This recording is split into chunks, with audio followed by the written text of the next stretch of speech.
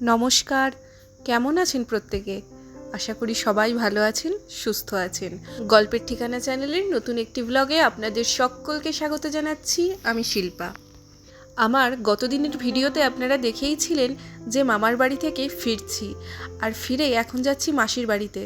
আবহাওয়া দেখে ভালোই বুঝতে পারছেন বেশ ঝড় উঠেছে, আর তার সাথে বিদ্যুৎ চমকাচ্ছে, মেঘ ডাকছে, বৃষ্টি এইবার নামলো বলে। এখানে যবে থেকে এসছি প্রচুর গরম, আর নিউজে দেখেইছিলাম যে বেশ কয়েকদিন এখন টানা বৃষ্টি চলবে। আজ দুপুরের দিকটা বিকালের দিকটা একটু ছাড়ান দিয়েছিল, যার জন্য মামার বাড়ি থেকে ঘুরে আসতে পারলাম, না হলে হয়তো সেটাও যেতে পারতাম না। এই দেখুন, আপনাদের সাথে কথা বলতে বলতে পৌঁছে গেছি মাসিদের গ্রামে ঢোকার আগে দুর্গা মন্দিরটি। এইদিকে দেখুন, এক ফোঁটা আধ ফোঁটা করে বৃষ্টিও শুরু হয়ে গেছে। দেখুন কেমন মুষলধারে বৃষ্টি হচ্ছে। গাড়ি থেকে নেমে টুক করে জাস্ট বাড়িতে ঢুকেছি, সেইটুকু সময়ের মধ্যেও একদম পুরো ভিজে গেলাম প্রায়।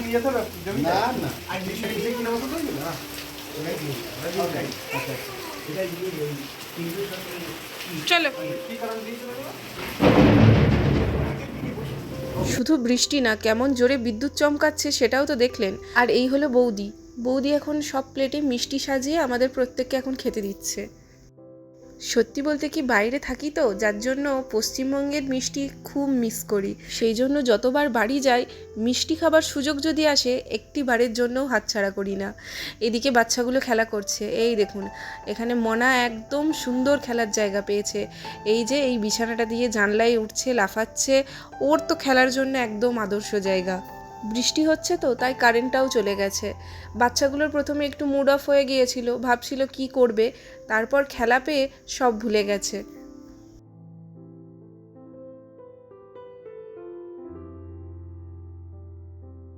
ওদিকে বৌদি রান্নাঘরে রান্না করছে, একবার যাই ওর কাছে। এই যে এসে দেখছি এখানে বৌদি চিকেনটা রান্না করে রেখে দিয়েছে, আর পাশে আবার মেসোমশাই নিয়ে এসেছে দেশি মুরগির মাংস। দাদা মেসোমশাই দুজনকেই বললাম যে কেন শুধু শুধু এরকম দুরকম আনার কোনো প্রয়োজনই ছিল না, শুধু শুধু এই বৃষ্টির মধ্যে ঝামেলা। তো মেসোমশাই বা দাদা দুজনেই বলল যে জানি তোরা খেতে ভীষণ পছন্দ করিস, সেই জন্য নাকি মেসোমশাই অনেক খুঁজে পেতে এক জায়গা থেকে নিয়ে এসেছে। বাচ্চাগুলো ওদিকে খেলা করছে, আমি এখানে বৌদি রান্না বান্না করছি, বৌদির সাথে একটু গল্প করছি। আর বৌদি এদিকে নর্মাল চিকেনটা রান্না করার পর মেসোমশাই এসে এই দেশি মুরগির মাংসটা রান্না করলো, কারণ ওটা মেসোমশাই দারুণ রান্না করে, মেসোমশাইয়ের হাতের স্বাদটাই আলাদা।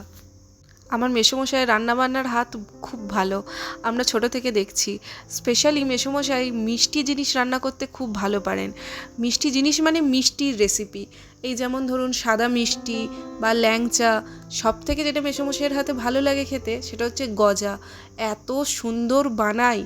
আমাদের মনে আছে যখনই মেসোমশাই আমাদের বাড়ি আসতো ছোটোবেলায়, বা আমরাও যখন যেতাম, আর কিছু থাক আর না থাক মেসোমশাইয়ের হাতে গজাটা অবশ্যই পেতাম প্রত্যেকটা সময়। আজ আবার অনেক দিন পর মেসোমশাইয়ের হাতের রান্না খাবো।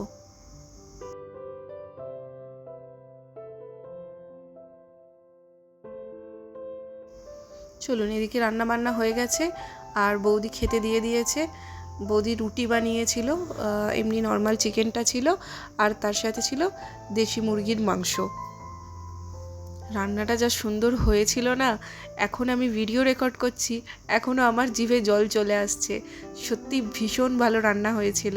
তো যাই হোক, দেখুন ওদিকে খাওয়া দাওয়া হয়ে গেছে আর জলটা একটু ছেড়েছে। এখন আমরা এবার বাড়ি যাব। ওদিকে বোন আবার একা আছে, সে তো আপনারা দেখেইছেন, তাই বৌদি আবার বোনের জন্য একটু খাবার প্যাক করে দিল।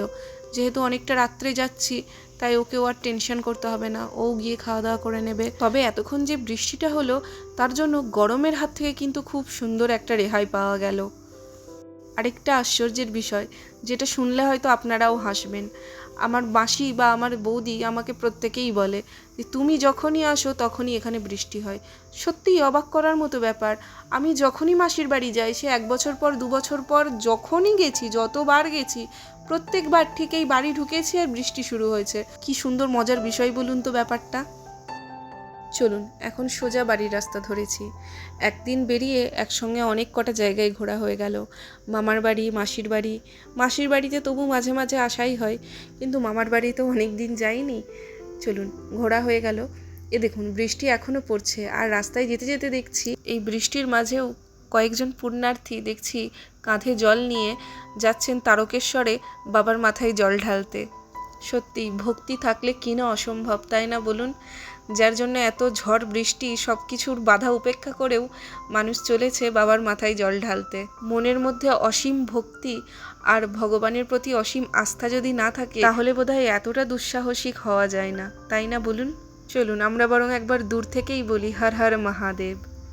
ঈশ্বর মঙ্গল করুন সকলের। চলুন তাহলে আজকের ভিডিওটা আমি এখানেই শেষ করছি। আবার আপনাদের সাথে দেখা হবে পরবর্তী ভিডিওতে। ততক্ষণ আপনারা ভালো থাকবেন আর সুস্থ থাকবেন। আর আমার ভিডিওটি কেমন লাগলো তা অবশ্যই কমেন্ট করে জানাবেন। যদি ভালো লেগে থাকে প্লিজ লাইক করবেন।